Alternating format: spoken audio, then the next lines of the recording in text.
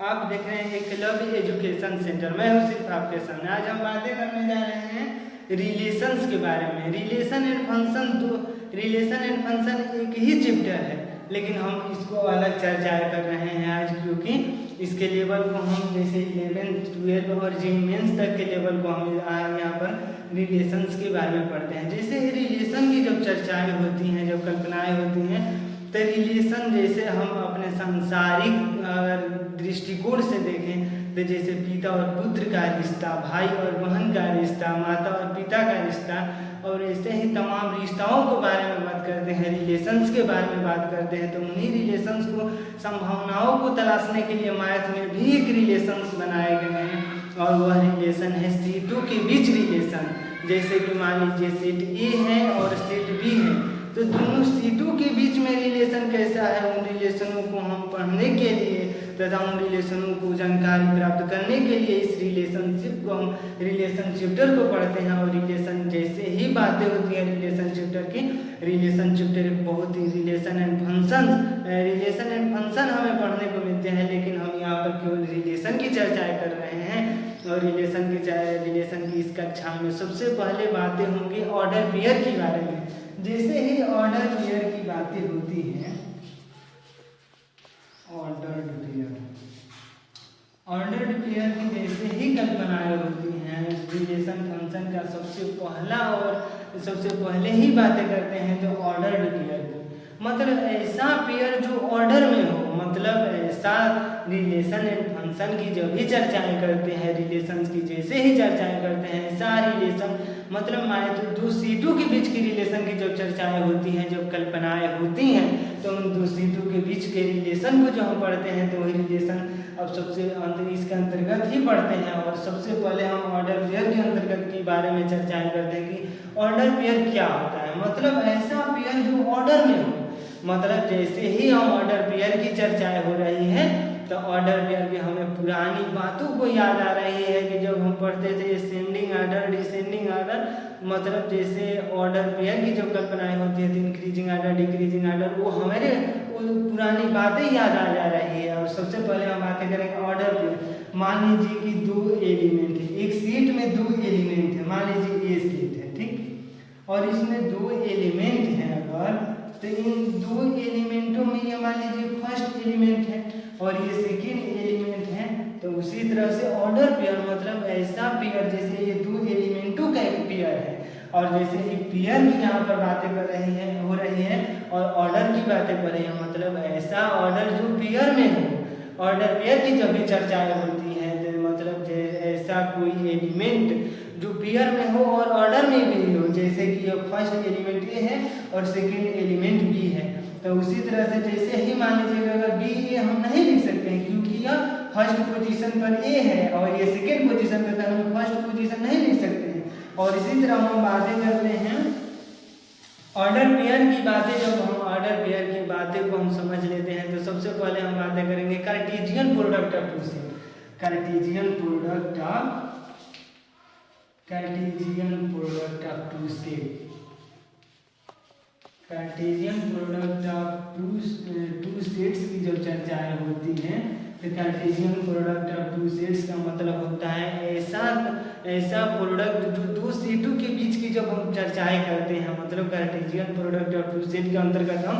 दो सेटों के बीच प्रोडक्ट का हम बातें करते हैं। जैसे मान लीजिए कि ए में अगर ए में एम एलिमेंट कंटेन कर रहा है, ए कोई सेट है और इसमें एम एलिमेंट है, और बी कोई सेट है इसमें एन एलिमेंट है, तो जैसे ही हम ए इंटू बी की जब चर्चाएं होती हैं, तो हमें एम इंटू एन एलिमेंट मिलते हैं। मतलब ऐसा कि कार्टेशियन प्रोडक्ट के अंतर्गत हम दो सेटों के जो प्रोडक्ट करते हैं, तो मान लीजिए ए में एम एलिमेंट है और बी में एन एलिमेंट है, और जैसे ही ए इंटू बी करते हैं, मतलब प्रोडक्ट करते हैं, तो एम एन एलिमेंट मिल जाते हैं। और इसी क्रम में हम आगे बढ़ते हैं और बातें करेंगे प्रॉपर्टीज ऑफ कार्टेशियन प्रोडक्ट के। आखिर प्रॉपर्टीज क्या होती हैं, सबसे पहले हम बातें करेंगे properties of Cartesian product. Properties of Cartesian product, properties of Cartesian product की जब भी चर्चाएं होती हैं, तो प्रॉपर्टीज ऑफ कार्टेशियन प्रोडक्ट के अंतर्गत हम इसके प्रॉपर्टीज को पढ़ते हैं। कार्टेशियन प्रोडक्ट के आखिर प्रॉपर्टीज कितने हैं, तो सबसे पहली प्रॉपर्टीज की हम बातें करते हैं ए इंटू ब्रैकेट में बी यूनियन सी की जब चर्चाएं होती है, मतलब हम कार्टेशियन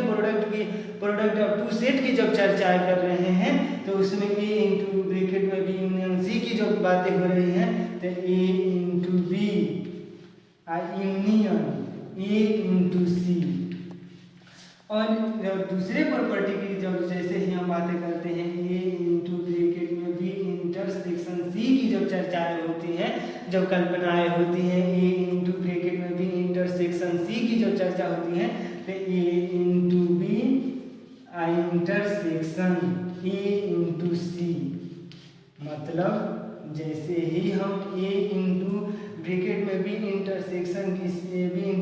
सी की जो बातें करते हैं तो A into B intersection A into C कर देते हैं, और ए इंटू ब्रैकेट में बी यूनियन सी की जब चर्चाएं होती हैं तो A into B union A into C. आखिर यूनियन और इंटरसेक्शन होता क्या है, सबसे पहले हमें बात यह समझनी होगी कि आखिर यूनियन और इंटरसेक्शन क्या होता है। तो सबसे पहले हम बातें करेंगे वेन डायग्राम से जल्दी ही समझ लेते हैं, और सबसे पहले बातें करते हैं यूनियन और इंटरसेक्शन के बारे में। मान लीजिए ए एंड बी ये पूरा यूनिवर्सल सेट है, और यूनियन की जब ये बातें होती है ए यूनियन बी का मतलब ए एंड बी में टोटल एलिमेंट को हम काउंट करते हैं, मतलब ए यूनियन बी की जो भी चर्चा करते हैं ये कोई यूनिवर्सल ये सेट है, और इसमें ए यूनिवर्सल ये है, मतलब यूनिवर्सल सेट ये है, इसमें ए सेट है और बी सेट है। और जब भी ए यूनियन बी की जब चर्चा होती है, मतलब ए में जो एलिमेंट है और बी में एलिमेंट है, दोनों एलिमेंटों को जब सम करते हैं, मतलब दोनों एलिमेंटों को जोड़कर जो प्राप्त होता है उसे ए यूनियन बी कहते हैं। और इसी क्रम में हम आगे बातें करते हैं और बात करते हैं इंटरसेक्शन के बारे में। मतलब इंटरसेक्शन के बारे में जब है ए इंटरसेक्शन बी, ये एलिमेंट ए सेट है और बी सेट है, ये पूरा यूनिवर्सल सेट है। जैसे ही हम इंटरसेक्शन की बातें करते हैं तो ऐसा एलिमेंट जो दोनों में हो, मतलब इंटरसेक्ट करने वाले पार्ट को हम ले लेते हैं और उसी को हम इंटरसेक्शन करते हैं। तो इंटरसेक्शन और यूनियन के बारे में हम तमाम जानकारियाँ प्राप्त करती हैं, और इसी क्रम में हम आगे बातें करते हैं। फिर वहीं पर हम आते हैं प्रॉपर्टीज ऑफ कार्टेशियन प्रोडक्ट, और प्रॉपर्टीज ऑफ कार्टेशियन प्रोडक्ट में पहला हम बात किए थे ए इंटू ब्रैकेट में B union C. A into bracket में बी यूनियन सी की जब चर्चा होती है तो A into B union A into C. और इसी क्रम में हम दूसरी चर्चाएं किए थे ए इंटू ब्रैकेट में बी इंटरसेक्शन सी की जब चर्चाएं होती हैं, जब कल्पनाएं होती हैं तो A into B intersection A into C. और हम दो प्रॉपर्टीज को पढ़ चुके थे, और तीसरे प्रॉपर्टी की जब भी चर्चाएं होती है तो ए इंटू ब्रैकेट में B minus C. A into bracket में बी माइनस सी की जब चर्चाएं होती हैं तो A into B minus A into C. और ये प्रॉपर्टीज ऑफ कार्टेशियन प्रोडक्ट की जब चर्चाएं कर रहे हैं तो सबसे पहले ए इंटू ब्रैकेट में बी यूनियन सी की जब बातें होती हैं तो A into B union A into C. A into bracket में बी इंटरसेक्शन सी की जब चर्चाएं होती हैं तो A into B intersection A into C लिखते हैं, और इसी तरह ए इंटू ब्रैकेट में बी माइनस सी की जब चर्चाएं होती है तो A into B minus A into C. और इसी क्रम में हम आगे बढ़ते हैं और बातें करते हैं। जैसे मान लीजिए A into B equal to B into A, हम तो अभी लिख सकते हैं जब ये दोनों सेट बराबर हो, मतलब A into B equal to B into A हम तो अभी लिख सकते हैं जब ये दोनों सेट इक्वल हो, अपने आप में यह इक्वल सेट होना चाहिए। मतलब इक्वल सेट की चर्चाएं हम एपिसोड 2 और 3 में कर चुके हैं, और वहाँ पर देखे होंगे तो इस बात को समझ रहे होंगे। और ए इंटू बी जब लिखते हैं ए इंटू बी और बी इंटू ए तभी इक्वल हो सकता है जब ये दोनों सेट इक्वल हो तब, और नहीं तो ये नहीं इक्वल, अगर यह इक्वल नहीं है तो ये भी नहीं इक्वल हो सकते हैं। और इसी क्रम में हम आगे बढ़ते हैं और चर्चाएं करते हैं। तो मतलब यह होगा कि ए इंटू बी इंटू ए यह तभी हो सकता है जब ए और बी दोनों इक्वल हो। मतलब अगर इक्वल यह नहीं है तो ये भी इक्वल नहीं होगा। और मतलब जैसे ही हम इस बात को समझने की कोशिश कर रहे हैं कि a इंटू डी जब लिखा है a इंटू बी और equal to b into a जब बातें होती हैं तो a इक्वल टू b होना चाहिए। और इसी क्रम में हम आगे बढ़ते हैं और बातें करते हैं ए इंटरसेक्शन बी की जब चर्चाएं होती है। और यह प्रॉपर्टीज है, प्रॉपर्टी जब कार्टेशियन प्रोडक्ट के अंतर्गत हम पढ़ते हैं। और ए इंटरसेक्शन बी की जब चर्चाएं होती हैं तो इसको हम लिख सकते हैं A into A into A is a subset of A into B intersection B into A.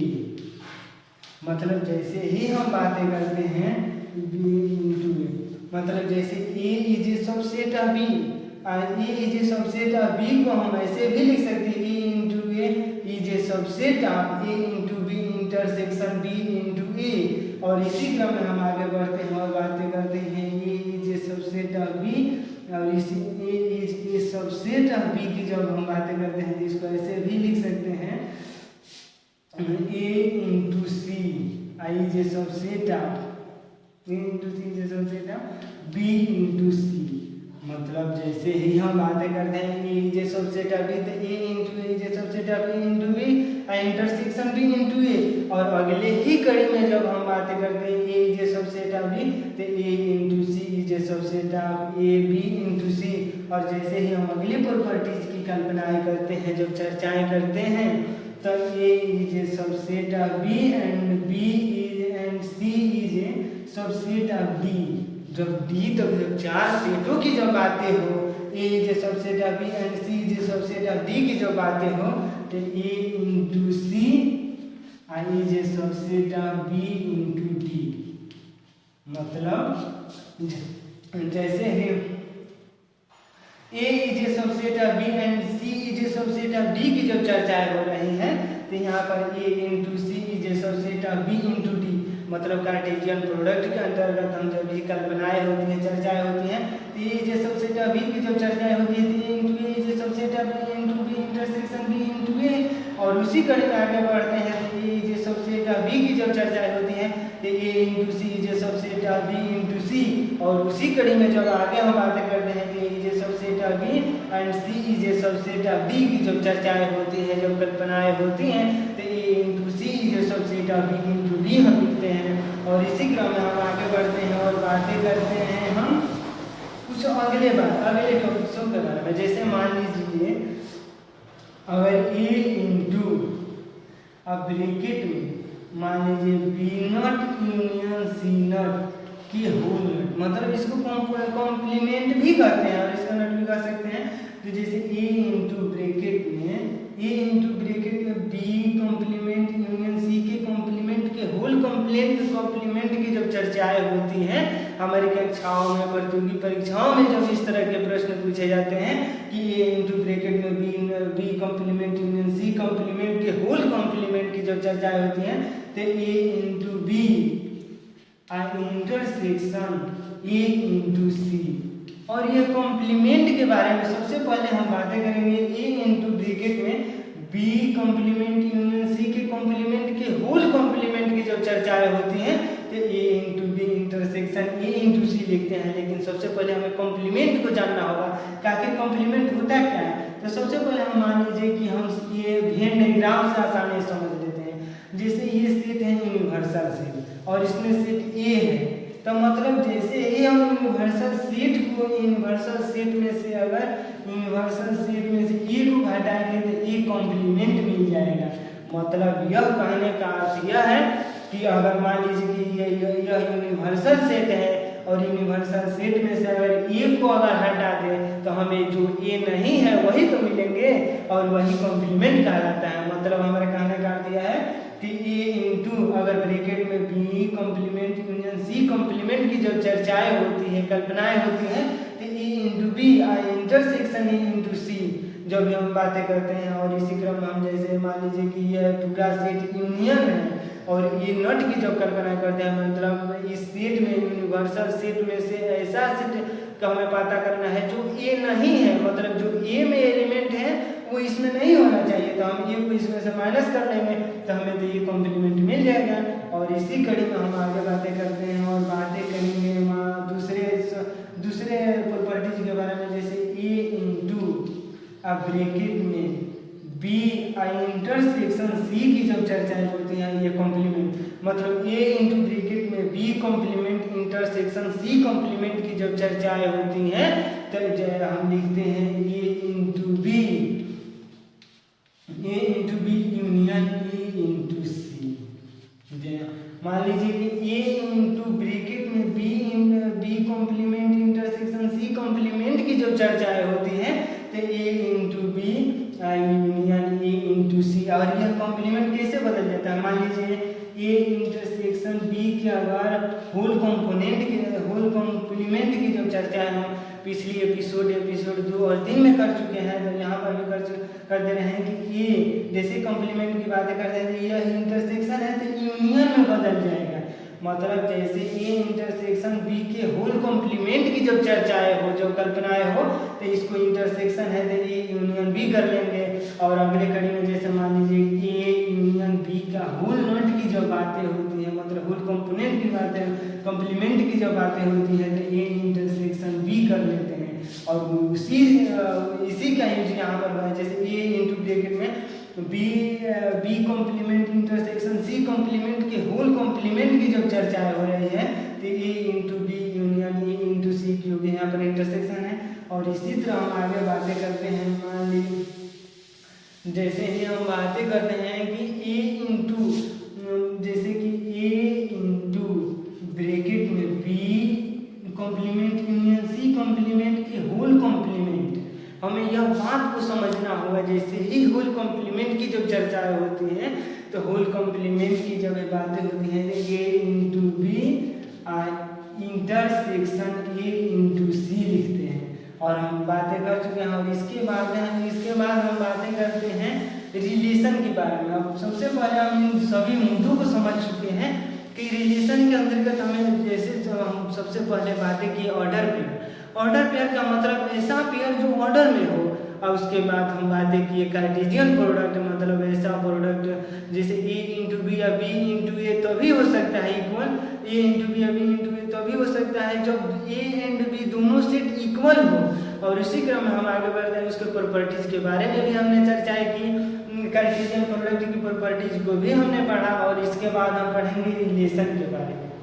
Relation जैसे ए एंड बी दो सेट हैं, उसके बीच का रिलेशन, जैसे ए का रिलेशन बी से जब रिलेट करते हैं तो वहाँ पर रिलेशन की चर्चा होती है। और जैसे ही हम आगे बातें करते हैं रिलेशन, जैसे मान लीजिए कि ए एंड बी दो सेट हैं और ये रिलेट है, रिलेशन मान लीजिए कि R is relation, R is a subset of A into B हम लिख सकते हैं। रिलेशन की जब भी चर्चा होती है रिलेशन के बारे में जब भी चर्चा होती है तो हम इसको ऐसे लिख सकते हैं। और इसी क्रम में हम आगे बढ़ते हैं और मान लीजिए कि ए में element A contains A is equal to P element. A में अगर पी एलिमेंट है, ए सेट है एक और उसमें पी एलिमेंट है, एंड बी में अगर क्यू एलिमेंट है तो हम कितने रिलेशंस को बना सकते हैं। मतलब रिलेशन की जो भी चर्चाएं होती हैं तो दो सेटों के बीच रिलेशन को हम पढ़ते हैं, रिलेशन के दो सेटों के बीच की रिलेशन की कल्पनाएं करते हैं और चर्चाएं होती हैं। और उसी क्रम में हम आगे बढ़ते हैं और मान लीजिए कि सेट ए में पी एलिमेंट है और सेट बी में क्यू एलिमेंट है, तो हम जैसे ही प्रतियोगी परीक्षाओं में जब हम कदम रखते हैं तो वहाँ पर हमें ऐसे प्रश्न मिलते हैं कि मान लीजिए कि ए में पी एलिमेंट है और बी में क्यू एलिमेंट है। और 11th के लिए टर्म 1 टर्म 2 ऐसे परीक्षाओं में भी इस तरह के प्रश्न पूछे जाते हैं। तो जैसे ए में पी एलिमेंट है और बी में क्यू एलिमेंट है तो टोटल नंबर ऑफ रिलेशंस के बारे में बातें करते हैं। Total number of relations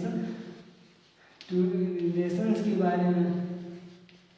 total number of relations के बारे में बातें करते हैं। तो 2 की power p into Q,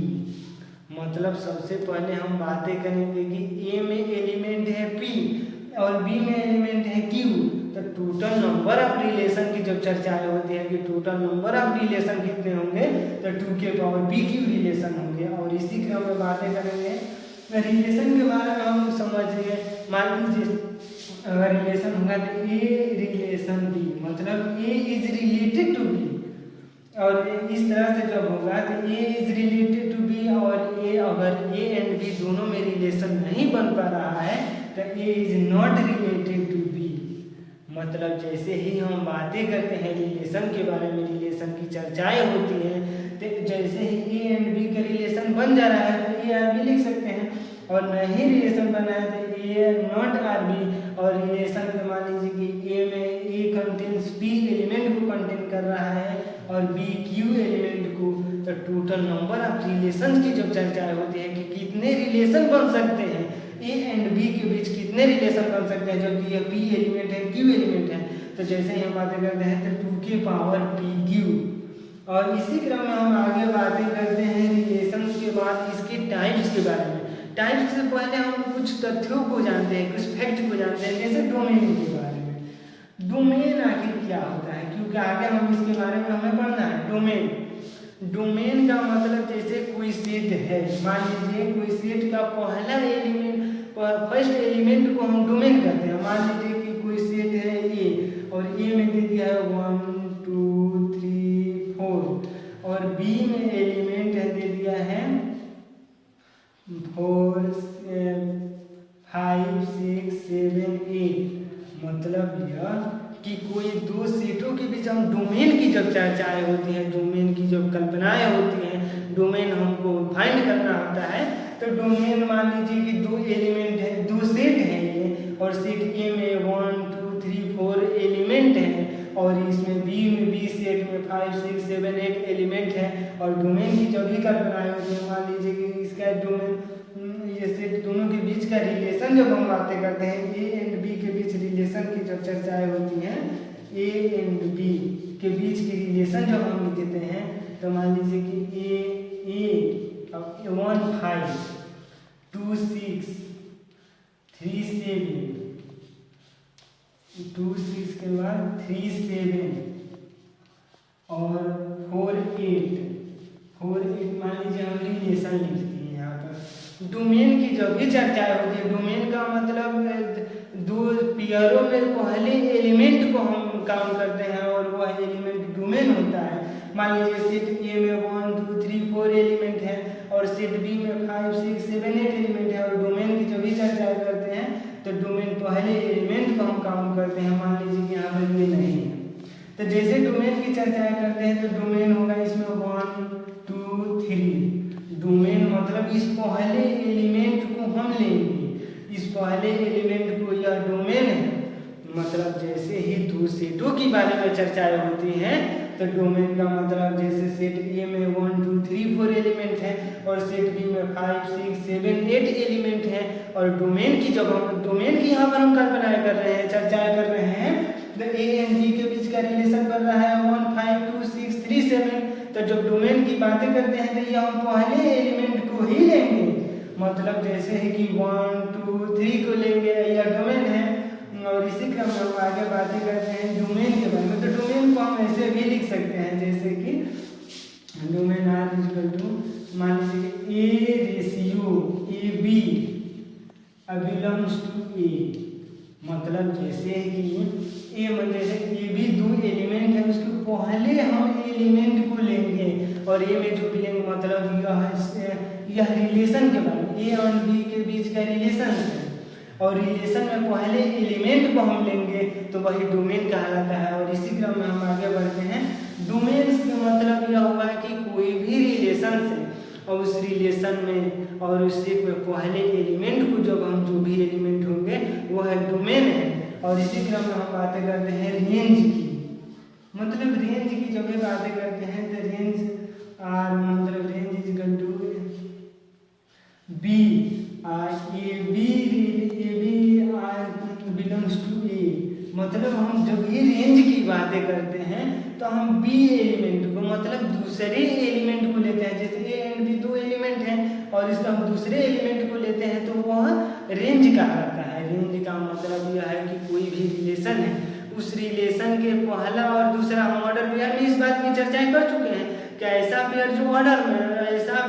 order में हो, मतलब जैसे first element, second element, third element ऐसे होता है। तो उसी क्रम में जैसे हम सेकेंड एलिमेंट की बातें करते हैं, रेंज मतलब ए एंड बी दो एलिमेंट हैं और इसके बी एलिमेंट को जैसे ही हम बातें करते हैं तो वह रेंज के अंतर्गत इसको हम अध्ययन करते हैं। और इसी क्रम में मान लीजिए कि ए में एलिमेंट है 2 5 7 और बी में एलिमेंट हैं 6 8 9। और जैसे ही इनके बीच की रिलेशंस के बारे में मतलब मान लीजिए रिलेशन ये बना, फिर रिलेशन की जब भी चर्चा होती है मान लीजिए 3 6 5 8 और 3 7 9। जब ही रिलेशन की बातें करते हैं हम रेंज की कल्पनाएं करते हैं, तो रेंज में हम दूसरे एलिमेंट को लेते हैं, यह रेंज है और रेंज को हम लिख सकते हैं कि 6 8 9। मतलब रेंज की जो भी कल्पनाएं होती है, तो रेंज का मतलब रिलेशनों में दूसरे एलिमेंट को हम लेते हैं, जबकि डोमेन में पहले एलिमेंट को लेते हैं। और रेंज डोमेन की जब हम बातें करते हैं और इसके बाद हम बातें करते हैं कोडोमेन के बारे में। Codomain range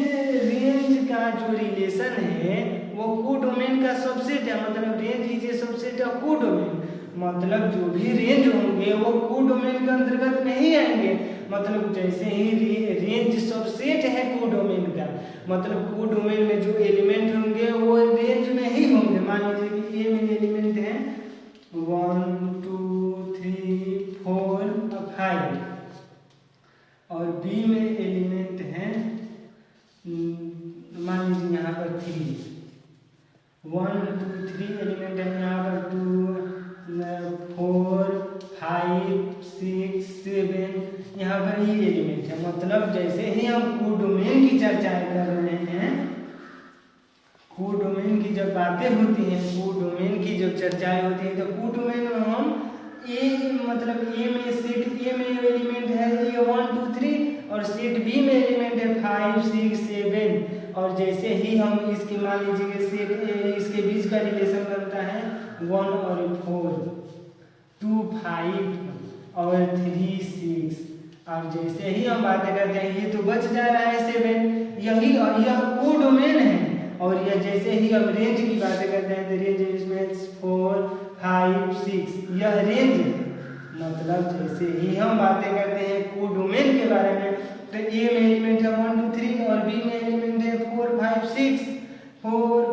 6 7। और जैसे ही इनके बीच की रिलेशन को जब हम देखते हैं तो रिलेशन बन रहा है 1 4 2 5 और 3 6 की जब बातें हो रही है, यहाँ पर एक एलिमेंट अधिक हो रहा है और यही कोडोमेन है। कोडोमेन मतलब रेंज जो होता है वो सबसेट होता है कोडोमेन का। और जैसे ही सबसेट होता है तो मान लीजिए कि यह एलिमेंट ज़्यादा है, 4 एलिमेंट है, इसमें 3 एलिमेंट है, मतलब इसका ये सबसेट है इसका। और इसी क्रम में हम बातें करते हैं कोडोमेन के बारे में। मतलब यह है कि वह रेंज का सबसेट है और रेंज मतलब range is a subset of codomain. मतलब कोडोमेन में जो एलिमेंट होंगे वो रेंज में भी होंगे। और मतलब रेंज में जो कोडोमेन में एलिमेंट होंगे वो रेंज में होंगे और जो रेंज में होंगे वो कोडोमेन में अवश्य ही होंगे। और इसके बाद हम बातें करते हैं इनवर्स रिलेशंस के बारे में। जैसे ही चर्चाएं करते हैं इनवर्स रिलेशंस की जो भी चर्चाएं करते हैं, इनवर्स मतलब ऐसा रिलेशन जो इनवर्स हो। मान लीजिए कि अगर R inverse belong to A B, और जैसे ही हम मान लीजिए कि आर केवल इनवर्स कर रहे हैं तो बी ए। मतलब इनवर्स की जो भी हम बातें करते हैं तो इस ऑर्डर को हम बदल देते हैं। जैसे कि ए बी है इनवर्स में भी, तो इनवर्स जैसे ही हटेगा तो वह बी ए हो जाएगा। मतलब जैसे ही हम बातें करते हैं, मान लीजिए कि अगर कोई एलिमेंट जैसे डोमेन आर इनवर्स जब हम करते हैं, डोमेन आर इनवर्स मतलब यह आर रिलेशन है। डोमेन आर इनवर्स जब बातें करते हैं तो यह रेंज आर बन जाता है, रेंज रिलेशन बन जाता है। मतलब यह कि जब भी इनवर्स की हम चर्चाएं करते हैं, इनवर्स की जब कल्पनाएं होती हैं, तो इनवर्स में मान लीजिए कि R inverse belong to A B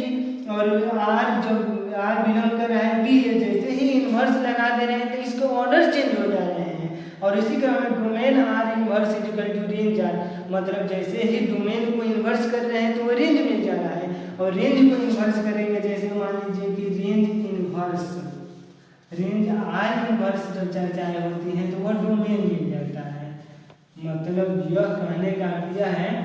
कि जैसे ही हम मान लीजिए कि अगर कोई ऑर्डर पेयर है, ऑर्डर पेयर मतलब ऐसा पेयर जो ऑर्डर में हो, आर इनवर्स मतलब रिलेशन, उसके इनवर्स के रिलेशन की जब चर्चाएं होती है, जब कल्पनाएं होती हैं इनवर्सों के बारे में, तो जैसे यह ए बी है तो यह बी ए मतलब बी ए हो जाएगा, और डोमेन को जब इन्वर्स करेंगे तो हमें रेंज मिलेगा, और रेंज को इन्वर्स करेंगे तो हमें डोमेन मिलेगा। मतलब यह बातें हैं कि जैसे ही इन्वर्स की हम चर्चाएं करते हैं, इन्वर्स की जब कल्पनाएं होती है, तो इन्वर्स में सबसे पहले हम बातें करेंगे, मान लीजिए कि इन्वर्स तो R inverse is belong to A B, और जैसे ही इन्वर्स आ रहा है तो ये बी ए हो जाता है, मतलब इसके ऑर्डर चेंज हो जा रहे हैं, मतलब जो ए बी में है वो बी ए में, जो बी एलिमेंट दूसरे नंबर पे है वो पहले नंबर पर आ जाएगा। जैसे ही डोमेन आर इनवर्स की बातें करते हैं, रिलेशन इनवर्स की बातें करते हैं, यह डोमेन है तो यह रेंज हो जाएगा, और यह रेंज है तो यह डोमेन हो जाएगा। और इसी क्रम में हम आगे बातें करते हैं रिलेशन के टाइप्स के बारे में, और इसी कड़ी में रिलेशंस के टाइप्स के बारे में हम बातें करेंगे कि रिलेशन में कितने टाइप होते हैं, मतलब रिलेशन के कितने टाइप हो सकते हैं, मतलब हम रिलेशन को कितने भागों में विभाजित कर सकते हैं। और इसी क्रम में हमने इन्वर्स की बातें की, हमने ऑर्डर पेयर की बातें की, कार्टेशियन प्रोडक्ट की बातें की, रिलेशंस के बारे में जैसे मान लीजिए कि ए में ए बी एलिमेंट है और बी में क्यू एलिमेंट है, तो कितने रिलेशंस बनेंगे उन दोनों सेटों के बीच, तो 2 के पावर पी क्यू। हमने डोमेन की बातें की, डोमेन मतलब कोई सेट है, कोई रिलेशन है, उस रिलेशन के पहले एलिमेंट को जब हम लेते हैं तो वो डोमेन के अंतर्गत आते हैं। और जैसे ही को डोमेन रेंज की जब कल्पनाएं होती है, जब चर्चाएं होती हैं, तो रेंज का मतलब उस सेट का उस रिलेशन के दूसरे एलिमेंट को जब लेते हैं हम, तो वह रेंज के अंतर्गत में आते हैं। और कोडोमेन की जब चर्चाएं होती हैं तो range is a subset of codomain, मतलब यह होता है कि जो कोडोमेन में एलिमेंट हैं वह रेंज में होंगे, और रेंज में अवश्य ही होंगे, और जो रेंज में होंगे वो कोडोमेन में अवश्य ही होंगे, मतलब range is a subset of codomain. और जैसे ही सबसेट रेंज इज ए मान सबसेट ऑफ कोडोमेन, इसको यह कोडोमेन है रेंज है, मतलब यह इक्वल है साइन कि जो रेंज में होंगे वो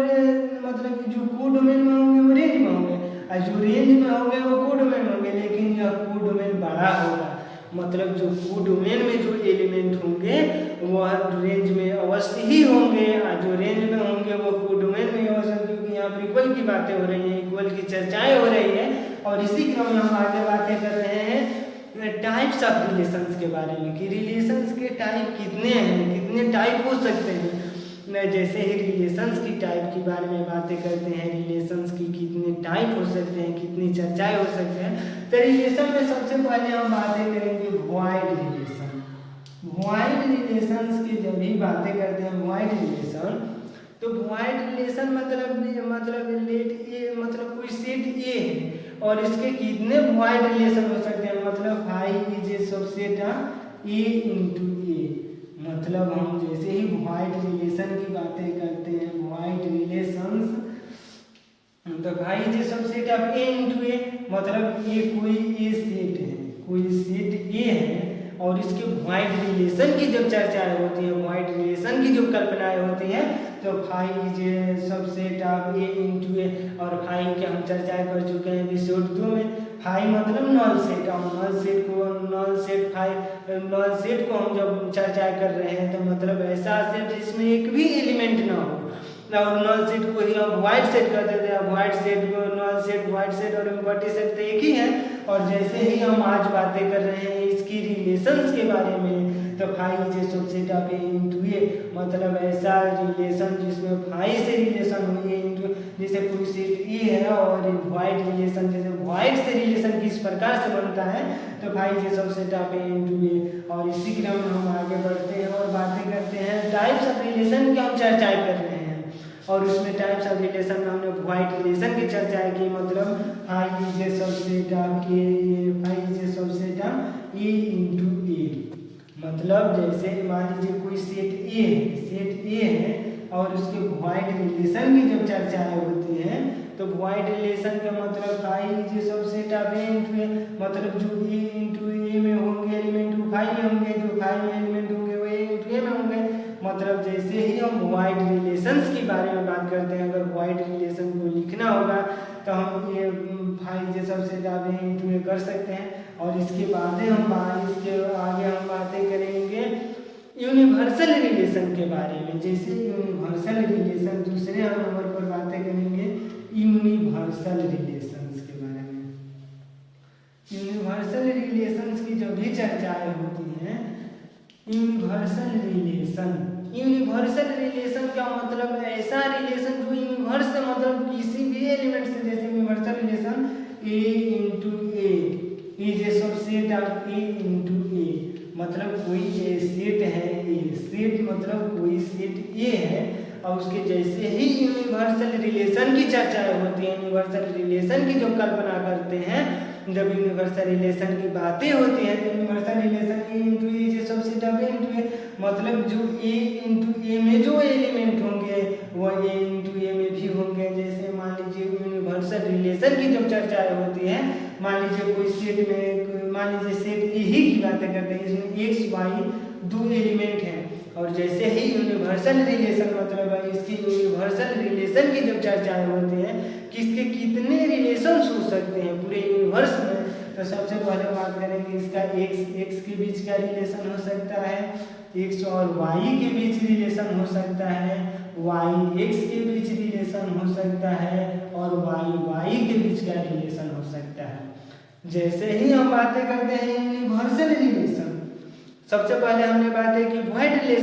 रिलेशन मतलब नल सेट से रिलेशन ए सेट ए का रिलेशन की हम चर्चा कर रहे हैं। और जैसे ही हम यूनिवर्सल रिलेशन की जो बातें कर रहे हैं तो A into A is a subset of A into A, मतलब इस सेट कोई सेट ए है और इसमें यूनिवर्सल रिलेशन की जब चर्चाएं होती है, जब यूनिवर्सल रिलेशन की कल्पना करते हैं, तो मान लीजिए कोई सेट ए में एक्स वाई कोई एलिमेंट है और यूनिवर्सल रिलेशन की जब हम बातें करते हैं, मान लीजिए कि यूनिवर्सल रिलेशन कितने हो सकते हैं, तो एक्स के बीच का रिलेशन हो सकता है, एक्स वाई के बीच का रिलेशन हो सकता है, वाई एक्स के बीच रिलेशन हो सकता है,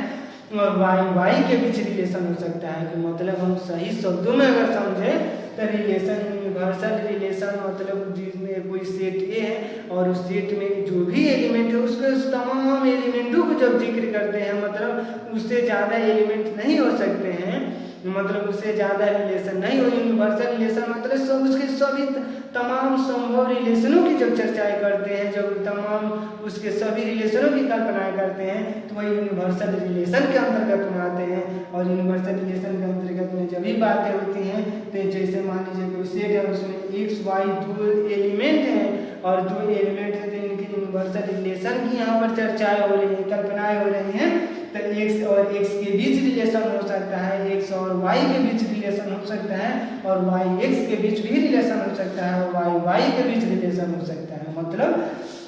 अब इससे ज़्यादा रिलेशन नहीं हो सकते हैं, मतलब दो एलिमेंट हैं तो इसके 4 रिलेशन हो रहे हैं। और जैसे ही हम बातें कर रहे हैं मान लीजिए, और इसके बाद हम बातें कर रहे हैं कि कुछ वॉइड रिलेशन और यूनिवर्सल रिलेशन में कुछ बातें हो, जैसे हमारी सोच बढ़े, तो जैसे हम वॉइड रिलेशन की जब बातें करते हैं तो वॉइड रिलेशन मतलब सबसे स्मॉलेस्ट रिलेशन, तो मतलब स्मॉलेस्ट रिलेशंस के बारे में जब भी बातें करते हैं तो वो वॉइड रिलेशन। लार्जेस्ट जब भी बातें करते हैं तो लार्जेस्ट रिलेशंस के बारे में, लार्जेस्ट रिलेशन है वो है यूनिवर्सल रिलेशन। मतलब कहने का अर्थ यह है कि वॉइड रिलेशन मतलब ये ऐसा रिलेशन जो नॉन सेट से रिलेशन हो, मतलब कोई सेट ए है और उसका सेट वॉइड से रिलेशन मतलब इम्पटी से रिलेशन जब हम बनाते हैं तो वो सबसे कम रिलेशन बनते हैं, मतलब सबसे स्मॉलेस्ट रिलेशन की जब हम चर्चा करते हैं तो वॉइड रिलेशन से बनने वाले रिलेशन सबसे कम रिलेशन होते हैं, मतलब स्मॉलेस्ट रिलेशन होते हैं, उससे स्मॉलेस्ट रिलेशन नहीं हो सकते, क्योंकि स्मॉलेस्ट जब भी लग गया है तो ये सुपरलेटिव डिग्री मतलब इससे छोटा नहीं हो सकता है, और सुपरलेटिव डिग्री का मतलब स्मॉलर अगर होता तो इससे मतलब हो सकता था बड़ा छोटा, लेकिन स्मॉलेस्ट यहाँ पर हुआ है। स्मॉलेस्ट की जो भी चर्चाएं होती है, स्मॉलेस्ट मतलब सबसे छोटे की बातें करते हैं। जैसे हम वॉइड रिलेशंस की बारे में बातें करते हैं तो वॉइड रिलेशन जैसे कोई सेट ए है और उसके साथ वॉइड के साथ हम रिलेशन बनाते हैं तो वो रिलेशन सबसे छोटा रिलेशन होगा, और जैसे ही यूनिवर्स के साथ है यूनिवर्सल रिलेशन, यूनिवर्सल सेट के साथ है यूनिवर्सल रिलेशन के साथ है, जैसे ए को हम रिलेट करते हैं तो वह सबसे लार्जेस्ट रिलेशन होगा। मतलब wide relation is the smallest relation and universal relation is the largest relation. मतलब सही शब्दों में हम कहें तो वाइड रिलेशन सबसे छोटा रिलेशन होता है और यूनिवर्सल रिलेशन की जो भी कल्पनाएं होती है, चर्चाएं होती हैं, तो यूनिवर्सल रिलेशन सबसे बड़ा रिलेशन होता है। और सबसे बड़े रिलेशन में हमने बातें की एक्स और वाई के बारे में। मान लीजिए दो एलिमेंट, एक सेट में दो एलिमेंट हैं एक्स और वाई, तो इसके बीच का रिलेशन हो सकता है, एक्स और एक्स के बीच का रिलेशन हो ही सकता है, और एक्स और वाई के बीच एक रिलेशन हो सकता है, और वाई एक्स के बीच रिलेशन हो सकता है, और वाई वाई के बीच रिलेशन हो सकता है। मतलब यह यूनिवर्सल रिलेशन की जब ये चर्चाएं हो तो यूनिवर्सल रिलेशन मतलब लार्जेस्ट रिलेशन, मतलब इससे बड़ा रिलेशन नहीं हो सकता है। और वाइड रिलेशन की जब चर्चाएं होती हैं तो वाइड रिलेशन मतलब सबसे छोटा रिलेशन। और इसी क्रम में हम आगे बातें करते हैं वाइड रिलेशन और यूनिवर्सल रिलेशन की। हमने जैसे ही चर्चाएं की तो मतलब वाइड रिलेशन सबसे छोटा रिलेशन और यूनिवर्सल रिलेशन सबसे बड़ा रिलेशन। और उसके बाद हम बातें करेंगे identity relation. Identity relation identity relation की जो भी बातें करते हैं मतलब ऐसा रिलेशन जो खुद से रिलेट करता हो, मतलब ऐसा एलिमेंट जो खुद से रिलेशन बनाता हो। मान लीजिए कि कोई आइडेंटिटी रिलेशन की जो भी बातें होती हैं तो मतलब ऐसा रिलेशन जो खुद से ही रिलेशन बनाता हो। मतलब जैसे कि कोई मान लीजिए सेट ए में कोई एलिमेंट है 1 2 3 और सेट बी में एलिमेंट है कोई 4 5 6, और जैसे ही इनके बारे में रिलेशंस के बारे में, जैसे ए का रिलेशन मतलब जैसे ही हम आइडेंटिटी रिलेशंस की बातें करते हैं, आइडेंटिटी रिलेशन मतलब वो खुद से ही रिलेशन बना देता है। मतलब आइडेंटिटी रिलेशन खुद का रिलेशन बनाने वाला होता है। और जैसे इसके बाद में इसकी रिलेशन हो सकते हैं 1 1 2 2 और 3 3, मतलब ये खुद से ही तो रिलेशन बना रहा है। जैसे आइडेंटिटी रिलेशन की जो हम चर्चाएं करते हैं तो आइडेंटिटी रिलेशन में मान लीजिए सेट ए में 1 2 3 एलिमेंट है और जैसे ही 1 1 मतलब 1 का रिलेशन 1 से हो रहा है, इसमें रेंज भी 1 है, डोमेन भी 1 है और रेंज भी 1 है। मतलब आइडेंटिटी रिलेशन वो है जो खुद से ही रिलेशन बना ले। मतलब जैसे 1 1 2 2 3 3 आइडेंटिटी रिलेशन की जो भी चर्चाएं होती हैं इसमें हो सकता है 4 4 मतलब 4 का 4 से रिलेशन, 5 का 5 से रिलेशन, 6 का 6 से रिलेशन। मतलब जैसे ही हम आइडेंटिटी रिलेशन की चर्चाएं करते हैं, आइडेंटिटी रिलेशन की जो भी कल्पनाएं होती हैं, तो आइडेंटिटी रिलेशन का मतलब क्या होता है कि कोई सेट ए है और उस सेट में खुद का एलिमेंट से खुद से ही कोई रिलेशन बने तो वह आइडेंटिटी रिलेशंस के अंतर्गत आते हैं। आइडेंटिटी रिलेशंस मतलब कोई सेट ए है, ए में अगर 1 2 3 दे दिया है तो 1 1 मतलब 1 का रिलेशन 1 से, 2 का रिलेशन 2 से और 3 का रिलेशन जब 3 से बने तो वह आइडेंटिटी रिलेशन के अंतर्गत में ही आते हैं। और जैसे ही हम सेट बी की बातें करते हैं तो इसमें 4 5 6 आते हैं तो 4 का रिलेशन 4 से, 5 का रिलेशन 5 से और 6 का 6 से। जैसे आइडेंटिटी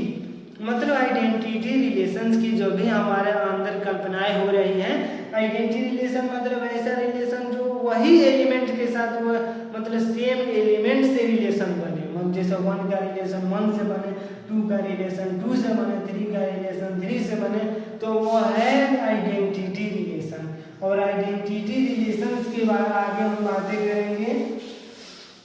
आइडेंटिटी रिलेशंस की जब चर्चाएं हो रही है। आइडेंटिटी रिलेशन मतलब ऐसा रिलेशन जो खुद से ही रिलेशन बना ले। जैसे 1 1 का रिलेशन 1 से, 2 का रिलेशन 2 से, 3 का रिलेशन 3 से, मतलब जो डोमेन है और डोमेन आइडेंटिटी रिलेशन की जो ऐसे ही बातें करते हैं। आइडेंटिटी रिलेशन में domain is equal to range is equal domain is equal to range, domain is equal to range भी तो हम कह सकते हैं इसको। मतलब जैसे ही आइडेंटिटी रिलेशंस की चर्चाएं होती है, आइडेंटिटी रिलेशंस की कल्पनाएं होती हैं, तो इसमें आइडेंटिटी रिलेशन मतलब खुद से ही जैसे कोई एलिमेंट है वो कोई एक 1 का रिलेशन 1 से, 2 का रिलेशन 2 से, 3 का रिलेशन 3 से, मतलब उसका डोमेन और रेंज इक्वल होना चाहिए। इस इस तरह से हम समझ लेते हैं कि आइडेंटिटी रिलेशंस की जो भी बातें हो या चर्चाएं होंगी तो उसमें डोमेन और रेंज इक्वल होंगे। और इसी क्रम में हम आगे बातें करेंगे रिफ्लेक्सिव रिलेशन के बारे में। रिफ्लेक्सिव रिलेशन एक बहुत ही महत्वपूर्ण रिलेशन है और रिफ्लेक्सिव रिलेशंस की जो भी चर्चाएं होती हैं तो रिफ्लेक्सिव रिलेशंस का मतलब होता है कि रिफ्लेक्सिव रिलेशंस की जो भी चर्चाएं होती हैं तो ए बिलोंग्स टू ए, मतलब जैसे ही रिफ्लेक्सिव रिलेशन की चर्चाएं होती हैं, रिफ्लेक्सिव रिलेशंस की बातें होती हैं तो इसमें ए एलिमेंट होते हैं। जैसे कि मान लीजिए कोई सेट रिफ्लेक्सिव रिलेशंस की हम बातें करते हैं, रिफ्लेक्सिव रिलेशंस की बातें होती हैं जहाँ रिफ्लेक्सिव रिलेशन जैसे ए का रिलेशन ए से, मतलब जैसे ही हम बातें करते हैं मान लीजिए कोई सेट में A1 2 3 और बी में एलिमेंट है मान लीजिए 3 4 5। जैसे ही हम बातें करते हैं रिफ्लेक्सिव रिलेशन की, रिफ्लेक्सिव रिलेशन मतलब ऐसा रिलेशन जो ए हो, मतलब जैसे कि 1 3 जैसे कि 2 4 और 3 5, मतलब ऐसे रिलेशन जो खुद का रिलेशन, मतलब रिफ्लेक्सिव रिलेशंस को हम ऐसे भी लिख सकते हैं। जैसे मान लीजिए ए एलिमेंट है 1 2 3 तो इसको तो हम ऐसे भी लिख सकते हैं 1 का रिलेशन 1 से, 2 का रिलेशन 2 से और 3 का रिलेशन 3 से। इसको 1 3 भी कह सकते हैं, 1 का रिलेशन 3 से। मतलब हमने कहा कि जब ये रिफ्लेक्सिव रिलेशन की जो चर्चाएं हो, रिफ्लेक्सिव रिलेशन की जो कल्पनाएं हो तो 1 2 3 कोई एलिमेंट दे दिया है सेट, यह सेट है और इसमें 1 का रिलेशन 1 से, 2 का रिलेशन 2 से, 3 का रिलेशन 3 से और 1 का रिलेशन 3 से जो बने तो यह रिफ्लेक्सिव रिलेशन है। रिफ्लेक्सिव रिलेशन का मतलब यह होता है कि रिलेशन ए, जैसे कि बातें करते हैं इसमें एक रिलेशन मतलब ए मतलब ऐसे कि ए और ए एलिमेंट है, ये एलिमेंट मतलब हमें कहने का अर्थ यह है कि जैसे ही कोई रिफ्लेक्सिव रिलेशन की जब चर्चाएं होती है, जैसे 1 2 3 दे दिया है तो 1 का रिलेशन 1 से, 2 का रिलेशन 2 से, 3 का 3 से और 1 3 मतलब यह भी ए पोजीशन पर है और ये भी ए पोजीशन, हम इसको लिख सकते हैं। और इसी आगे हम बातें करते हैं रिफ्लेक्सिव रिलेशन के बाद सिमेट्रिक रिलेशन की बातें करते हैं। जैसे A B belong to R, B A belongs to R element A B belong to A. मतलब कहने का अर्थ यह है कि जैसे ही सिमेट्री की बातें होती हैं, जैसे ही सिमेट्री की बातें होती है, सिमेट्रिक रिलेशंस के बारे में चर्चा होती है, सिमेट्रिक रिलेशंस के बारे में चर्चा होती है, मतलब A B belongs to R, मतलब ए बी जो एलिमेंट है वो आर में बिलोंग कर रहा है और B A belongs to R B A. जैसे सिमेट्रिक रिलेशंस की बातें करते हैं तो B A belongs to R और यह R element A B belongs to A, मतलब कहने का अर्थ है कि जो ए बी और बी ए हो सकता है, मतलब ए आर बी, ए का रिलेशन बी से और बी का रिलेशन ए से हो सकता है। जैसे ही सिमेट्रिक रिलेशन की चर्चा होती है, सिमेट्रिक रिलेशन की कल्पनाएं होती है तो ए का रिलेशन बी का और बी का रिलेशन ए से जब हो तो सिमेट्रिक रिलेशंस के अंतर्गत आते हैं। सिमेट्रिक रिलेशंस का मतलब यह होगा कि ए का रिलेशन बी से और बी का रिलेशन ए से जब भी हो तो सिमेट्रिक रिलेशंस के अंतर्गत आते हैं। जैसे कि कोई सेट ए है और इसमें 1 2 3 एलिमेंट दे दिया है तो इसको हम कह सकते हैं कि 1 2 2 3 और 2 1 और 3 2। मतलब जैसे ही हम बातें करते हैं ए रिलेशन बी और बी का ए का रिलेशन बी से, A is related to B and B is related to A. मतलब जैसे ही हम बातें करते हैं सिमेट्रिक रिलेशंस के बारे में, सिमेट्रिक रिलेशंस के बारे में जो भी चर्चाएं होती हैं, कल्पनाएं होती हैं, तो सिमेट्रिक रिलेशन में जो भी बातें करते हैं A is related to B और B is related to A, मतलब ए का रिलेशन बी से और बी का रिलेशन ए से होना चाहिए तो वही सिमेट्रिक है। और रिफ्लेक्सिव में रिलेशन ए का रिलेशन ए से ही होना चाहिए। मतलब सही अर्थों में हम समझें तो जैसे ही रिफ्लेक्सिव की बातें होती है, रिफ्लेक्सिव रिलेशन की जब चर्चा होती है, रिफ्लेक्सिव रिलेशन में ए का रिलेशन ए से होना चाहिए, और जैसे ही सिमेट्री के अंतर्गत आते हैं, सिमेट्री का रिलेशन ए का रिलेशन बी से होगा और बी का रिलेशन ए से होगा, तो वह सिमेट्री के अंतर्गत आते हैं। और यहाँ पर हम इसी बात की जिक्र किया कि ए का रिलेशन बी से होता है और बी का रिलेशन ए से होता है, मतलब ए का रिलेशन बी से और बी का रिलेशन ए से, और यह सी का मतलब जैसे ही बात है 2 का रिलेशन 3 से, तो 3 का रिलेशन भी तो 2 से हुआ है, तो यह होगा सिमेट्री के अंतर्गत। और इसी क्रम में हम आगे बातें करते हैं और बातें करेंगे ट्रांजिटिव रिलेशन। और ट्रांजिटिव रिलेशन की बात जैसे ही हम बातें करेंगे ट्रांजिटिव रिलेशन, ट्रांजिटिव रिलेशंस की जब भी चर्चाएं होती हैं तो हम सबसे पहले बातें कर चुके हैं reflexive relation. Reflexive relation A का रिलेशन ए से, मतलब A is related to A, और जैसे ही सिमेट्री की बातें करते हैं is related to B and B is related to A, माने जो ए का रिलेशन बी से होगा और बी का भी रिलेशन ए से होगा। लेकिन जैसे ही सिमेट्री की बातें होती हैं तो A is related to B and B is related to C और C is related to C, और यह आर एलिमेंट कंटेन कर रहा है और A B C belongs to A, मतलब जैसे ही कोई ए रिलेशन हो रहा है और ए का रिलेशन बी से और बी का रिलेशन सी से और ए का रिलेशन सी से, आर एलिमेंट कंटेन कर रहा है ए बी सी रिलेशंस। जब ए का ए में जब रिलेशंस बनते हैं तो उसमें सभी एलिमेंट होते हैं। जैसे ही हम ट्रांजिटिव रिलेशंस की बातें करते हैं, मान लीजिए कोई एलिमेंट है, जो कोई सेट है, यह रिलेशन है 1 2 3, कोई सेट है, ये सेट है, इसमें हम जैसे ही ट्रांजिटिव रिलेशंस के बारे में बातें करते हैं तो जैसे कि 1 2, जैसे ए बी हो गया और 2 3 और यह बी सी हो गया, और सी ए की जैसे ही हम बात करते हैं ए सी तो 3 1 3, तो मतलब यह हम बातें समझने की कोशिश कर रहे हैं कि सिमेट्रिक रिफ्लेक्सिव में ए का रिलेशन ए से होगा, सिमेट्रिक में A related to B and B is related to A, और जैसे ही ट्रांजिटिव रिलेशंस की जो भी कल्पनाएं होती हैं, रिलेटिव रिलेशंस की जब चर्चाएं होती हैं तो रिलेटिव रिलेशंस के अंतर्गत होते हैं A is related to B and B is related to A is related to C, all element belong to A B C, और relation A belongs to relation. इसको हम मतलब जैसे ही हम इस साइन को बात करते हैं तो ये बिलोंग्स टू, मतलब उस एलिमेंट को बिलोंग, जैसे ही हम बात करते हैं ए बिलोंग्स टू बी, मतलब ए बिलोंग्स टू बी हम इस तरह से करेंगे। और जैसे ही ऐसे साइन का हम प्रयोग करेंगे तो आल एलिमेंटों को हम काउंट करेंगे, मतलब ए बी सी में जो भी एलिमेंट है उन सभी एलिमेंटों को अगर काउंट करना हो तो ऐसे लिखेंगे। तो हम ट्रांजिटिव रिलेशंस के बारे में बातें कर रहे हैं। तो ट्रांजिटिव रिलेशन मतलब ए का रिलेशन बी से और बी का रिलेशन सी से और ए का रिलेशन सी से, all element contain A B C और बिलोंग्स टू ए। और जैसे ही हम बातें किए ए में कोई सेट ए है और इसमें 1 2 3 एलिमेंट दे दिया है तो 1 का 2 से मतलब ए बी और बी सी और ए सी, यहाँ पर तो हम ये ट्रांजिटिव रिलेशंस की चर्चा कर रहे हैं। और ये ट्रांजिटिव रिलेशंस के अंतर्गत हम इस तरह के सेट होगा, इस तरह के रिलेशंस को पढ़ेंगे। और ट्रांजिटिव रिलेशंस की जब भी चर्चा होती है, जैसे मान लीजिए कि रिफ्लेक्सिव रिलेशन मतलब ए का रिलेशन ए से, symmetric relation A related to B and B related to A, transitive relation A related to B, B related to C and C is related to A related to C. और इसी क्रम में हम आगे बातें करेंगे anti symmetry. जब हम सिमेट्री की बातें की, हमने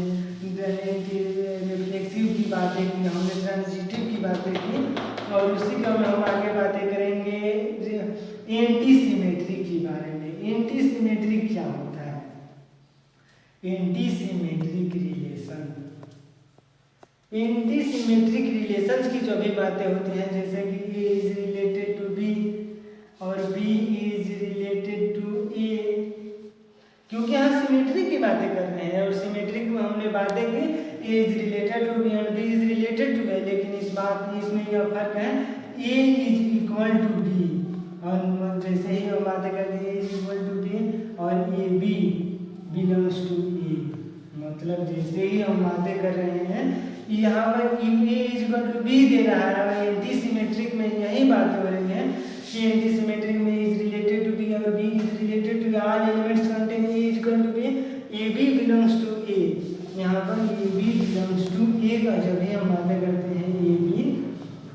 belongs to A,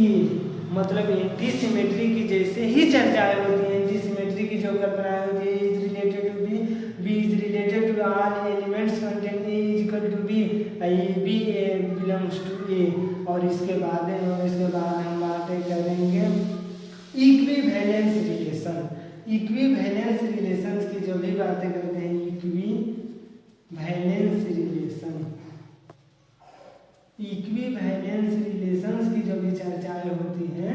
equivalence relation मतलब इक्विवेलेंस के अंतर्गत हम इक्विवेलेंस रिलेशन कब कहेंगे, जब रिलेशन रिफ्लेक्सिव भी हो, सिमेट्रिक भी हो, ट्रांजिटिव भी हो। मतलब ए इज रिलेटेड टू ए, यह रिफ्लेक्सिव है और all element belong to A, मतलब जैसे ही रिफ्लेक्सिव की बातें करते हैं, रिफ्लेक्सिव जैसे इक्विवेलेंस की जो भी चर्चाएं होती है, इक्विवेलेंस रिलेशन कब हम करेंगे, जब वह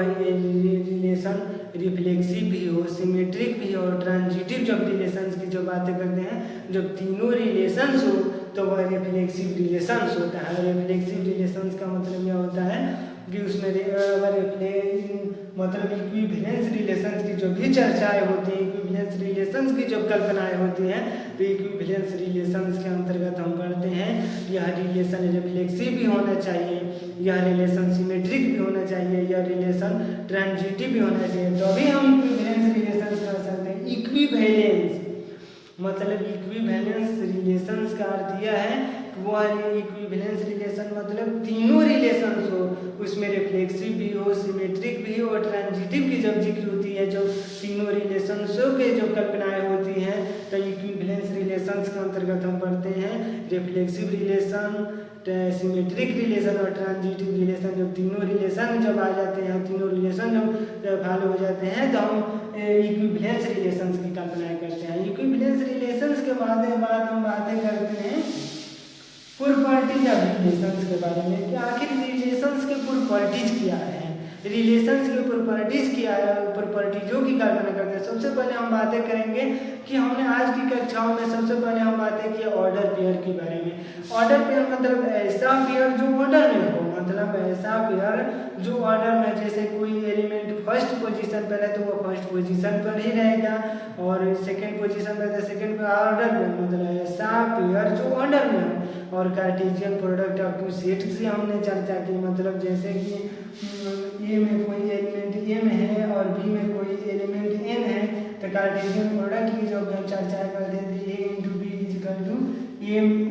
एन एलिमेंट। मतलब जैसे ही हम बातें की Cartesian product of two set, मतलब ए में एम एलिमेंट कंटेन कर रहा है और बी में एन एलिमेंट, तो ए इंटू बी मतलब कार्टेशियन प्रोडक्ट जब कर रहे हैं तो एम एन एलिमेंट मिल रहा है। और उसके बाद हमने बात की प्रॉपर्टीज ऑफ रिलेशंस के बारे में, प्रॉपर्टीज ऑफ कार्टेशियन प्रोडक्ट के बारे में हमने बात की। तो हमने यहाँ पर प्रॉपर्टीज ऑफ कार्टेशियन प्रोडक्ट में सबसे पहले हमने बातें की, सबसे महत्वपूर्ण बात यह है कि A complement B A into bracket में बी कॉम्प्लीमेंट यूनियन सी के कॉम्प्लीमेंट की होना की जो चर्चा की, तो A into B intersection A into C, मतलब यह कहने का अर्थ यह है A into B intersection A into C जो हमने पढ़ी,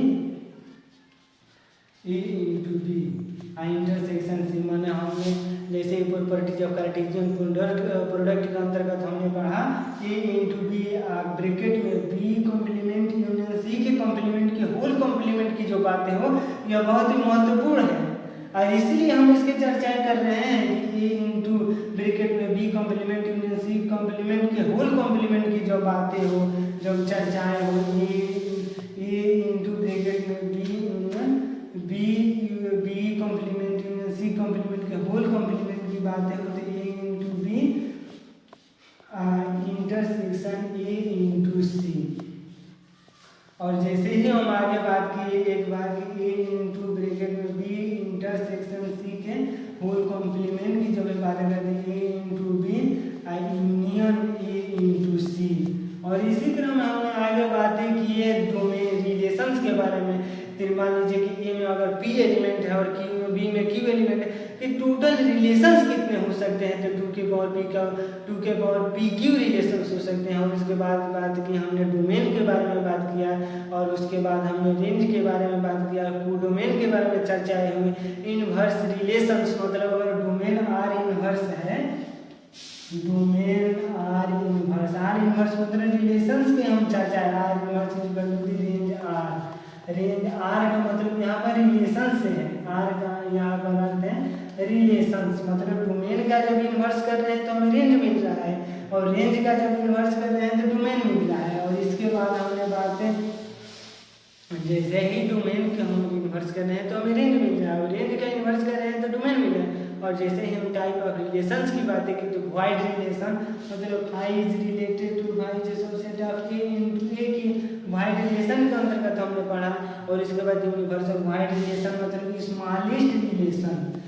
मतलब ऐसा जैसे वाइड से रिलेशन, वाइड रिलेशन की बातें करते हैं तो ये सबसे स्मॉलेस्ट रिलेशन है। और यूनिवर्सल रिलेशन की जब चर्चाएं होती है तो universal relation A into A is subset of A into A, मतलब यह लार्जेस्ट रिलेशंस है। लार्जेस्ट रिलेशंस मतलब यह है कि जब A into A is subset of A, तो यूनिवर्सल रिलेशंस के अंतर्गत हम जब भी यूनिवर्सल रिलेशन की जब चर्चा करते हैं, यूनिवर्सल रिलेशन में हमें सबसे ज़्यादा रिलेशंस मिलते हैं और वाइड रिलेशन में सबसे कम रिलेशन मिलते हैं। और हमने यहाँ पर एग्जाम्पल्स के तौर पर बातें की, मान लीजिए कोई सेट ए है और इसमें एक्स वाई कोई एलिमेंट है, तो इसका रिलेशन हो सकता है यूनिवर्सल रिलेशन एक्स का रिलेशन एक्स से हो सकता है, एक्स का रिलेशन वाई से हो सकता है, और वाई का रिलेशन एक्स से हो सकता है, और वाई का वाई से रिलेशन हो सकता है। और यूनिवर्सल रिलेशन का अंतर्गत हम बातें की तो लार्जेस्ट रिलेशन और वाइड रिलेशन के अंतर्गत बातें कर रहे हैं तो स्मॉलेस्ट रिलेशंस की बातें होती हैं। और इसके बाद हम बातें कर रहे हैं आइडेंटिटी रिलेशन। आइडेंटिटी रिलेशन मतलब ऐसा रिलेशन जो खुद से रिलेशन हो, जैसे कोई सेट ए है और इसमें 1 2 3 एलिमेंट दे दिया है, तो 1 का रिलेशन 1 से, और 2 का रिलेशन 2 से, और 3 का रिलेशन 3 से, मतलब वो खुद से रिलेशन करे तब हम आइडेंटिटी रिलेशंस की जो भी कल्पनाएं होती हैं, आइडेंटिटी रिलेशंस की जब चर्चाएं होती हैं, तो आइडेंटिटी रिलेशन मतलब खुद का रिलेशंस खुद से हो, तो आइडेंटिटी रिलेशन रिफ्लेक्सिव रिलेशंस की जब भी बातें करते हैं, ए इज रिलेटेड टू मतलब ए का रिलेशन ए से जब होती है बातें होती हैं, रिफ्लेक्सिव रिलेशंस की हमने चर्चाएं की। Reflexive relation A is related to A मतलब यह हुआ कि अगर कोई सेट ए है, मतलब सेट ए में अगर एलिमेंट है 1 2 3 और खुद का रिलेशन हमें रिफ्लेक्सिव रिलेशन हमें बताना होगा, तो हम बता सकते हैं कि 1 1 2 2 और 3 3 और 1 3 मतलब जैसे ही हमें रिफ्लेक्सिव रिलेशन की चर्चाएं होती है, रिफ्लेक्सिव रिलेशंस की कल्पनाएं होती हैं, तो ए का ए इज रिलेटेड टू ए मतलब जैसे ही अगर ए एलिमेंट इसमें 1 2 3 एलिमेंट दे दिया है, तो 1 का रिलेशन 1 से, 2 का रिलेशन 2 से, 3 का रिलेशन 3 से, और 1 का रिलेशन 3 से, मतलब ए का रिलेशन ए से हुआ है। और ये इसीलिए हम यहाँ पर लिखे हैं, ये सबसे महत्वपूर्ण है क्योंकि इसका लिखना बहुत ही जरूरी है। और सबसे पहले इसके बाद हम बातें किए थे transitive relation, symmetric relation, A is related to B and B is related to A. जैसे ही सिमेट्री की हमने बातें की हैं, सिमेट्रिक रिलेशंस की जो हमने चर्चाएं की, तो A is related to B and B is related मतलब जो ए में एलिमेंट ए और बी के बीच के रिलेशंस की बातें हुई। और ट्रांजिटिव रिलेशंस की जो भी चर्चाएं होती हैं, ट्रांजिटिव रिलेशंस की हमने बातें की हैं, तो transitive relation A is related to B and B is related to A न C and A is related to C. जैसे ही हम reflexive relation A is related to A, symmetric B A is related to A and B is related to A, transitive relation A is related to B and B is related to C, और A is related to C. और इसके बाद हमने बात किया anti symmetric के बारे में। एंटी सिमेट्रिक मतलब वो इक्वल होना चाहिए। मान लीजिए कोई ए एंड बी दो एलिमेंट बिलोंग्स टू, मान लीजिए एंटी सिमेट्रिक की जो भी चर्चाएं होती हैं, तो A and B belongs to R element contain A is equal to B. Anti symmetry की हमने बातें की। एंटी सिमेट्री की जो चर्चाएं होती है, एंटी सिमेट्री की जो कल्पनाएं होती हैं, तो एंटी सिमेट्री के अंतर्गत में हमने पढ़ा A B I is related to R element contain A is equal to B और A B belongs to A. मतलब हमने पढ़ा सिमेट्रिक रिलेशन में कि A B is related A B belong to R element contain A is equal to B. Anti symmetry के बारे में हमने चर्चा की, इक्विवेलेंस रिलेशंस के बारे में हमने चर्चा की कि जो इक्विवेलेंस रिलेशन तभी हो सकता है जब वह रिफ्लेक्सिव, सिमेट्रिक और ट्रांजिटिव तीनों हो। मतलब अगर रिफ्लेक्सिव और सिमेट्रिक है और ट्रांजिटिव नहीं है तो वो इक्विवेलेंस रिलेशन नहीं है। और मान लीजिए कि अगर सिमेट्रिक और ट्रांजिटिव है और रिफ्लेक्सिव नहीं है तो वही इक्विवेलेंस रिलेशन हम नहीं कर सकते हैं। और उसी क्रम में हम बातें करते हैं, मान लीजिए कोई रिफ्लेक्सिव और सिमेट्रिक है और ट्रांजिटिव नहीं है तो वही इक्विवेलेंस रिलेशन के अंतर्गत नहीं आएगा। और आगे हम बातें करेंगे प्रॉपर्टीज ऑफ रिलेशंस। हम वहीं पर आ गए तो हमें बातें करनी है प्रॉपर्टीज ऑफ रिलेशंस के बारे में। जैसे ही प्रॉपर्टीज ऑफ रिलेशंस की बारे में बातें करते हैं, प्रॉपर्टीज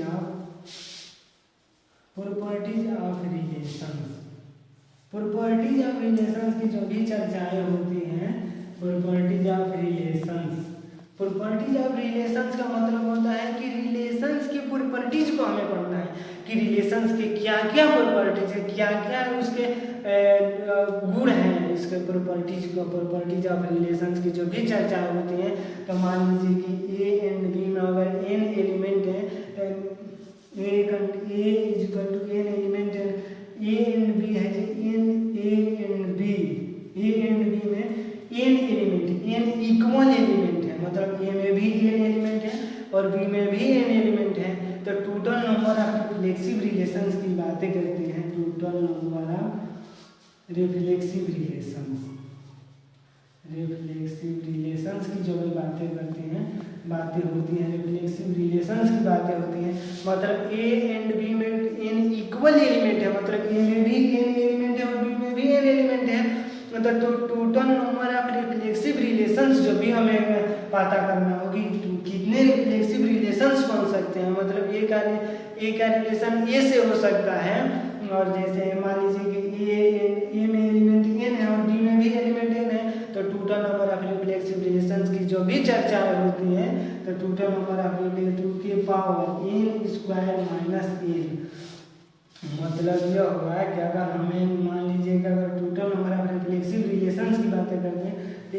2 के power N square minus N हम लिखते हैं। मतलब अगर कोई ए में element N, A and B है equal element, A and B में इक्वल एलिमेंट एन है,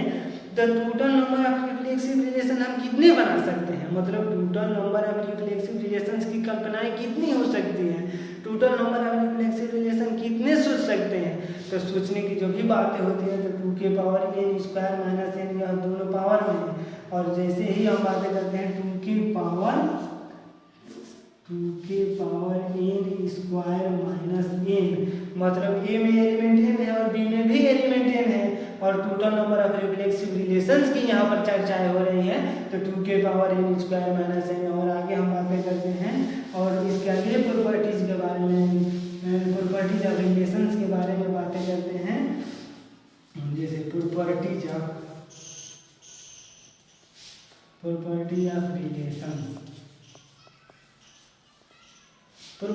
रिलेशन की जो भी चर्चा होती है, तो हमने सबसे पहले बातें की कि ए में अगर एन एलिमेंट है और बी में भी एन एलिमेंट है, तो total number of reflexive relations जो फाइंड करना हो तो 2 के power N square minus n करते हैं। और इसी कड़ी में हम आगे बातें करते हैं। मान लीजिए यूनिवर्सल रिलेशन अगर इम्पर्टी सेट नहीं है, यूनिवर्सल रिलेशन इज नॉट, मतलब यूनिवर्सल रिलेशन अगर इम्पर्टी सेट नहीं है तो वह रिफ्लेक्सिव भी हो सकता है। यूनिवर्सल रिलेशंस की जो भी बातें होती हैं, यूनिवर्सल रिलेशन मतलब इम्पर्टी सेट नहीं होना चाहिए, मतलब not equal to empty set. मतलब यह इम्पर्टी सेट, अगर इम्पर्टी सेट नहीं है तो यह रिफ्लेक्सिव भी होगा, सिमेट्रिक भी होगा और ट्रांजिटिव भी होगा। मतलब अगर नॉन वाइड सेट है, अगर नॉन एम्प्टी सेट है, नॉन सेट है, नॉन सेट नहीं है यूनिवर्सल रिलेशंस, तो रिफ्लेक्सिव भी हो सकता है, सिमेट्रिक भी हो सकता है और ट्रांजिटिव भी हो सकता है। जैसे मान लीजिए हमने चर्चा है कि अगर एक्स वाई दो एक सेट में एलिमेंट है तो इसका रिलेशन हो सकता है यूनिवर्सल रिलेशन, एक्स का एक्स से रिलेशन हो सकता है, वाई एक्स का रिलेशन एक्स से, एक्स का रिलेशन वाई से हो सकता है और वाई का रिलेशन एक्स से हो सकता है और वाई का वाई से रिलेशन हो सकता है। और जैसे ही हमने बातें की, हमें बातें करनी है कि यूनिवर्सल रिलेशन अगर वाइड रिलेशन नहीं है तो वह रिफ्लेक्सिव भी हो सकता है, सिमेट्रिक भी हो सकता है, ट्रांजिटिव भी हो सकता है। जैसे ए का रिलेशन ए से और ट्रांजिटिव मतलब रिफ्लेक्सिव, अगर कोई यूनिवर्सल रिलेशन वाइड से नहीं है तो रिफ्लेक्सिव भी हो सकता है, सिमेट्रिक भी हो सकता है और ट्रांजिटिव भी हो सकता है। जैसे अगर हम इसके बाद हम बातें करते हैं आइडेंटिटी रिलेशन, आइडेंटिटी रिलेशंस की जो भी बातें करते हैं, आइडेंटिटी रिलेशंस, आइडेंटिटी रिलेशन में अगर नॉन वाइड सेट हो, मतलब अगर नॉट इक्वल टू 5 हो तो यह भी रिफ्लेक्सिव भी हो सकता है, reflexive, symmetric and transitive, reflexive, symmetric and transitive. मतलब कहने का दिया है कि अगर मान लीजिए कि आइडेंटिटी सेट है, अगर वह नॉट इक्वल टू 5 मतलब वो उसमें 5 एलिमेंट अगर 5 से रिलेशन नहीं बना रहा है तो वह रिफ्लेक्सिव भी हो सकता है, सिमेट्रिक भी हो सकता है और ट्रांजिटिव रिलेशंस भी हो सकता है, मतलब ये इक्विवेलेंस रिलेशंस हो सकता है। और इसके बारे में हम बातें करते हैं कि आइडेंटिटी रिलेशंस अगर 5 ना हो तो यह एंटी सिमेट्रिक भी हो सकता है, एंटी सिमेट्रिक, एंटी सिमेट्रिक। जैसे ही हमने बातें की एंटी सिमेट्रिक की बातें, वो यहाँ पर एंटी सिमेट्रिक की जो भी चर्चा होती है, तो मतलब आइडेंटिटी रिलेशन अगर ये वाइड रिलेशन नहीं है तो वह रिफ्लेक्सिव भी हो सकता है, सिमेट्रिक भी हो सकता है, ट्रांजिटिव भी हो सकता है और एंटी सिमेट्रिक भी हो सकता है। एंटी मतलब आइडेंटिटी रिलेशन अगर वाइड सेट नहीं है तो वह रिफ्लेक्सिव हो सकता है, सिमेट्रिक हो सकता है और ट्रांजिटिव हो सकता है। और इसके अंतर्गत यहाँ एंटी सिमेट्रिक रिलेशंस भी हो सकते हैं। और इसके बाद हम बातें करेंगे, जैसे मान लीजिए कि अगर एस आर एंड एस कोई सेट है और कोई सेट है और यह इक्विवेलेंस सेट है, आर एंड एस इक्विवेलेंस अगर सेट है,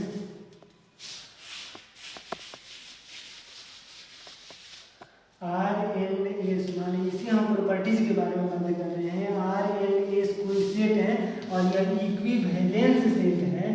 इक्विवेलेंस, इक्विवेलेंस अगर रिलेशन है, आर एंड एस इक्विवेलेंस अगर रिलेशन है तो आर इंटरसेक्शन एस भी इक्विवेलेंस ही होगा। मतलब आर एंड एस कोई सेट है अगर वह इक्विवेलेंस रिलेशंस है तो आर इंटरसेक्शन एस की जो भी कल्पनाएं होती हैं तो यह भी इक्विवेलेंस रिलेशंस ही है। मतलब जैसे ही हम प्रॉपर्टीज ऑफ रिलेशंस के अंतर्गत बातें करते हैं तो आर एंड एस अगर इक्विवेलेंस रिलेशंस है इसके इंटरसेक्शन भी आर इंटरसेक्शन एस भी इक्विवेलेंस रिलेशंस है। और इसी कड़ी में हम आगे बातें करेंगे, आर एंड एस अगर इक्विवेलेंस रिलेशंस है तो आर इंटरसेक्शन एस भी इक्विवेलेंस रिलेशन। मान लीजिए कि inverse equivalence relation, inverse equivalence relation is equivalence relation, inverse equivalence relation,